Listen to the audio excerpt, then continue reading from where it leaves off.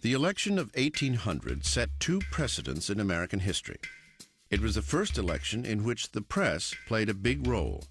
And for the first time in presidential politics, power was peacefully shifting from one political party to another.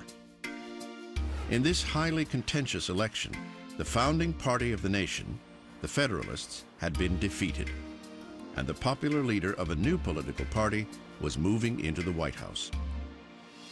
Number 3, Thomas Jefferson, Democratic Republican, 1801 to 1809, 58 years old, from Virginia.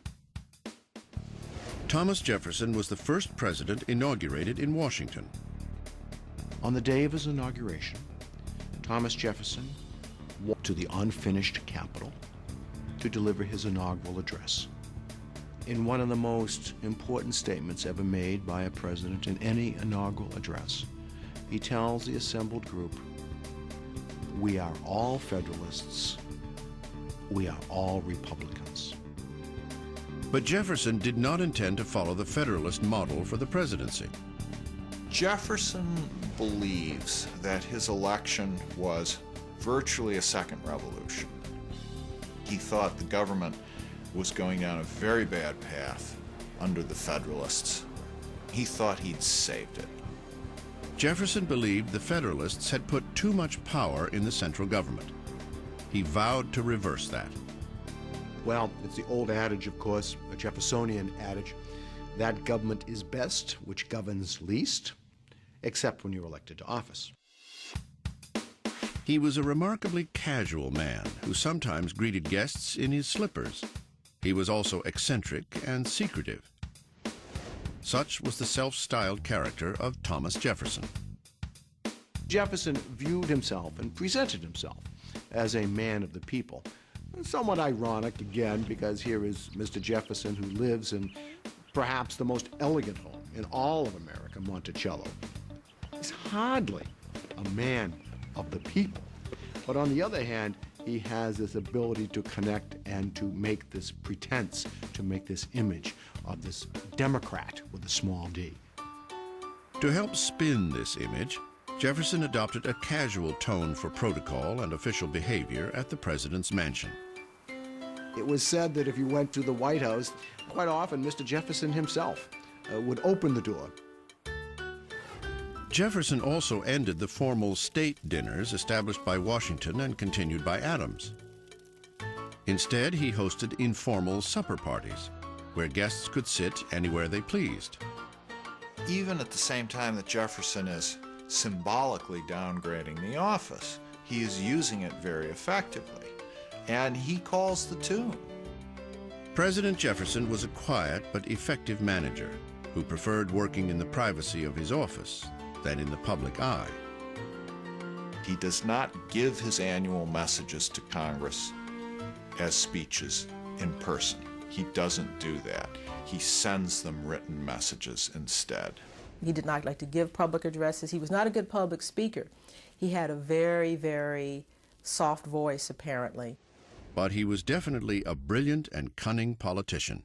He is brilliant at using power in a way that people don't know that he's using it. This was especially true with the press.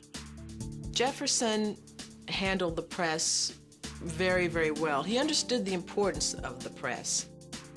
The press, however, didn't always give him a free pass. In 1802, a tabloid writer of the day reported Jefferson's alleged affair with Sally Hemings, one of his slaves. He's mentioned by name by James Callender, and that's the first time Sally Hemings' name appears in the newspaper. Freud would have a field day with this. Sally Hemings is the half-sister of Martha Wales Jefferson, who was Jefferson's wife. She is the daughter of Martha's father and a slave woman. Jefferson skillfully managed the scandal by doing nothing. Thomas Jefferson never responded to any allegations, any accusations of his relationship with Sally Hemings or with anyone else. Jefferson simply ignored it. Early spend control from a master politician. I mean, if more people could follow that prescription, people wouldn't get into the trouble that, they get into by talking too much. Jefferson never talked about anything that he didn't want to talk about. The defining moment of Jefferson's presidency was his expansion of executive power to make the Louisiana Purchase, the mega deal of the 19th century. It more than doubled the size of the United States for a mere $15 million.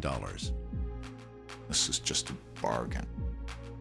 But he doesn't know whether it's constitutional for him to do this. In fact, he rather thinks it isn't.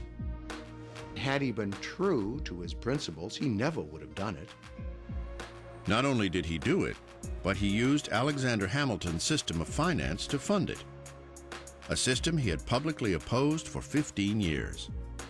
In effect, Jefferson did a complete political 180.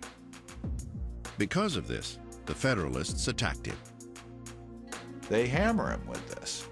The argument is, you are the one who's been worried about the federal government doing too much and taking on too much power. Well, here you've grabbed a third of the continent and you're proposing to rule it by military governors. Doesn't that look like big government to you? Ignoring his critics, Jefferson also authorized a secret exploration of the territory, the Lewis and Clark Expedition. It would eventually be regarded as an epic American adventure. But when Jefferson sent a secret message to Congress requesting money for the mission, his enemies screamed that it was an unconstitutional military foray. So Jefferson, the man who supposedly loved small government, is a president who dramatically expands the power of the federal government. That, of course, is a tradition in our presidency. In 1804, Thomas Jefferson was overwhelmingly re-elected. Yet he found little joy during his second term. Jefferson is a very sensitive man. He hates the criticism that he gets. And his second term becomes hell to him. He feels as if he's in prison. I think Jefferson's greatest shortcoming in office was his inability to deal with the rising international crisis. That crisis was the escalating war between England and France. Jefferson believed that America need not be involved with Europe, that somehow it was possible for us to ignore the world beyond us and to deal only with an interior America. The problem was American merchants were trading with England and France. That infuriated both sides. Acting impulsively, Jefferson issued the Embargo Act of 1807, stopping all trade with all foreign nations. What a foolish solution to a problem. Doesn't want to go to war with France, doesn't want to go to war with England. And so instead of making a decision, he says, okay, we're not going to trade with anybody. Well, this is not a statesmanlike decision, and it's disastrous for New England trade. The Embargo Act of 1807 was extremely controversial, and it really sank his second term. By 1808, Thomas Jefferson was tormented by migraine headaches. The presidency had aged him considerably. Jefferson came to hate the presidency so much that he left it off his gravestone. Yet his achievements remain unparalleled in American history. He took the oath of office intending to change the power of the presidency. And indeed, he did. Thomas Jefferson kept 2 bear cubs at the White House. They were given to him by Lewis and Clark and housed in cages on the South Lawn.